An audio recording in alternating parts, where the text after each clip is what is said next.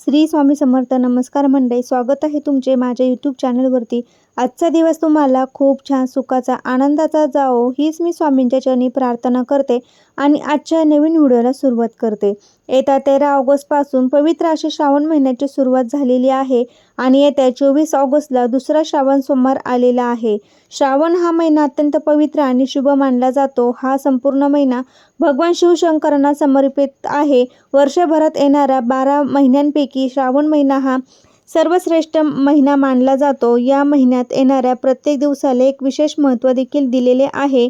पण या श्रावण महिन्यामध्ये येणाऱ्या सोमवारचे विशेष महत्त्व हे अत्यंत आहे, कारण श्रावण हा भगवान शिवशंकरांचा महिना समर्पित म्हणून ओळखला जातो आणि म्हणूनच श्रावण महिन्यामध्ये सोमवार हा विशेष मानला जातो. श्रावण महिन्यामध्ये सोमवारचे व्रत केल्याने भगवान महादेव आणि माता पार्वतीचा आशीर्वाद हा प्राप्त होतो.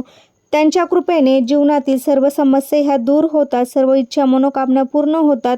या श्रावण महिन्यामध्ये भगवान शिवशंकर कैलास पर्वत सोडून पृथ्वीवरती भक्तांना आशीर्वाद देण्यासाठी आलेले असतात आणि म्हणूनच या काळात केलेले सर्व उपासना उपाय हे खूप जास्त प्रभावी ठरत असतात.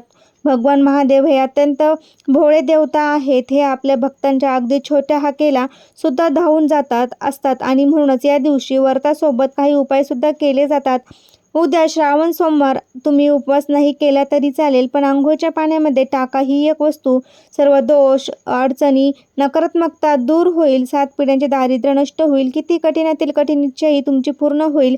तर अशी कोणती वस्तू जी आहे तर ती तुम्हाला दुसऱ्या श्रावण सोमवारी अंघोळीच्या पाण्यामध्ये टाकायची आहे, याचबद्दलची संपूर्ण माहिती आपण आजच्या व्हिडिओमध्ये बघणार आहोत. त्यामुळे तुम्ही हा व्हिडिओ स्किप न करता शेवटपर्यंत नक्की बघा. चॅनलवरती नवीन असाल तर नक्की सबस्क्राईब करा आणि बेल आयकॉन देखील प्रेस करा. जेव्हा कधी मी नवीन व्हिडिओ अपलोड करेल त्याचं नोटिफिकेशन सर्वात अगोदर तुम्हाला मिळेल आणि तुम्ही एक पण व्हिडिओ मिस करणार नाही.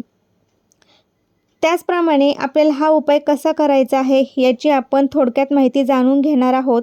तर हा उपाय आपल्याला दुसरं श्रावण सोमवारी करायचा आहे. आपल्या हिंदू धर्मात अनेक रूढी परंपरा आहेत आणि म्हणूनच या श्रावण महिन्यामध्ये अनेक जण पवित्र गंगेवरती जाऊन स्नान करत असतात, कारण या संपूर्ण श्रावण महिन्यामध्ये पवित्र गंगेवरती स्नान भगवान महादेव करत असतात, कारण हे पृथ्वीवरती आलेले असतात आणि म्हणून श्रावण महिन्यामध्ये अनेक गावावरून लोक काकड यात्रा घेऊन पवित्र गंगेवरती जात असतात. तिथे गंगेवरती स्नान करून गंगेचं पाणी आपल्या घरी घेऊन येत असतात आणि संपूर्ण श्रावण महिन्यामध्ये तेच गंगेचं पाणी अंघोळीच्या पाण्यामध्ये टाकून स्नान करत असतात.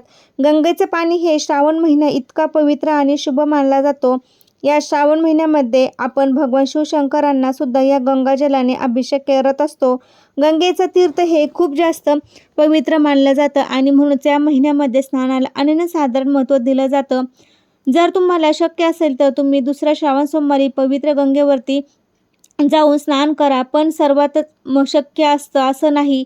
म्हणूनच आपल्याला घरच्या घरी काही पवित्र वस्तू अंघोळीच्या पाण्यामध्ये टाकून आंघोळ केल्या तर पवित्र गंगेवरती स्नान केल्याचे पुण्य हे प्राप्त होतं आणि म्हणूनच या उद्या तुम्ही हा उपाय जो आहे तर तो अवश्य करायचा आहे.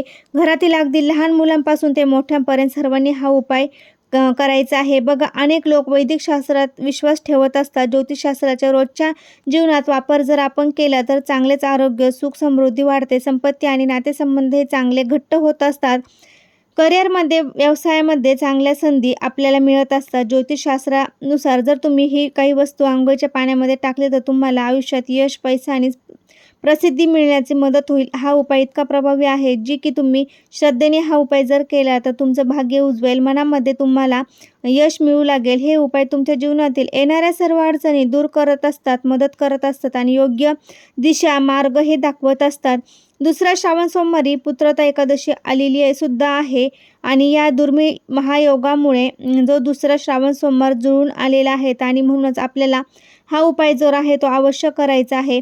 हा उपाय केल्याने आपल्या सर्व अडचणी, दोष हे दूर होतात आणि नकारात्मक ऊर्जा दूर होत असते आणि 7 पिढ्यांचे दारिद्र्य देखील नष्ट होऊन आपली किती कठीणातील कठीण इच्छा पूर्ण होत असते. साक्षात भगवान महादेव आणि माता पार्वती हे आपल्यावरती प्रसन्न होतात, कारण काही दिवसांचे महत्त्व हे खूप जास्त असते. आपल्याला संपूर्ण प्रगतीवर याच्या गोष्टींचा परिणाम हा आहे तर तो होत असतो. म्हणून हा उपाय जो आहे तर तो आपल्याला दुसरा श्रावण सोमवारी करायचा आहे. हा उपाय करण्यासाठी सोमवारी सकाळी लवकर उठायचं आहे. उठल्यानंतर अंघोळीचं पाणी काढून घ्यायचं आहे. अंघोळीचं पाणी काढल्यानंतर या अंघोळीच्या पाण्यामध्ये सर्वात महत्त्वाची गोष्ट म्हणजे पहिली वस्तू टाकायची आहे गाईचं कच्चं दूध. बघा, श्रावण सोमवार दुधाचं महत्त्व खूप जास्त आहे. सोमवारी अंघोळीच्या पाण्यामध्ये थोडं कच्चं दूध टाकल्याने मानसिकता शांती मिळते. तसेच दूध हे खूप शुभ मानले जाते. भगवान शिवशंकरांच्या कृपा आशीर्वाद हा प्राप्त होतो. म्हणून थोडंसं कच्चं दूध टाकायचं आहे. यासोबत या दिवशी पुत्रदा एकादशी आलेली आहे. त्यामुळे एकादशी तिथी असल्यामुळे आपल्याला दुधासोबत थोडीशी हळदसुद्धा टाकायची आहे.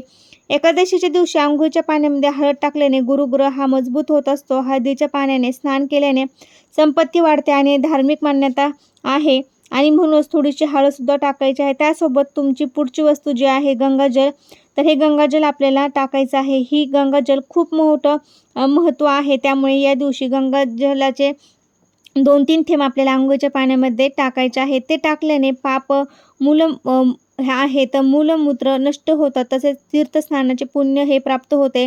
गंगाजल टाकून स्नान केल्याने आपल्या शरीरावरती असणारी नकारात्मक ऊर्जा ही दूर होते आणि म्हणूनच सकारात्मक ऊर्जा वाढते. त्यामुळे आपल्याला गंगाजल आहे तर ते टाकायचं आहे आणि ह्या अशा सर्व वस्तू अंघोळीच्या पाण्यामध्ये टाकायच्या आहे.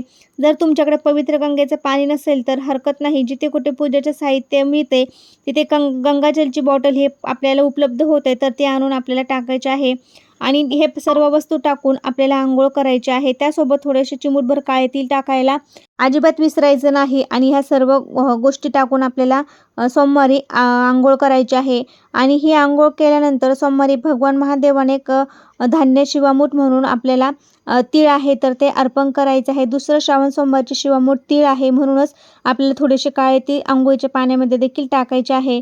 त्यामुळे आपल्याला शिवामूठ देखील तीळ ही अर्पण करायचे आहे. ते केल्याने प्रखर पितृदोष हा दूर होतो. सर्व घरातील प्रत्येक व्यक्तीने अंघोळीच्या पाण्यामध्ये ह्या वस्तू टाकून अंघोळ करायची आहे. स्नान करत असताना ओम नमः शिवाय ओम नमः शिवाय असं म्हणायचं आहे आणि स्नान करायचं आहे. स्नान झाल्यानंतर सूर्याला अर्घ्य द्यायचं आहे. घरातील नित्यकर्म देवपूजा वगैरे करून घ्यायची आहे.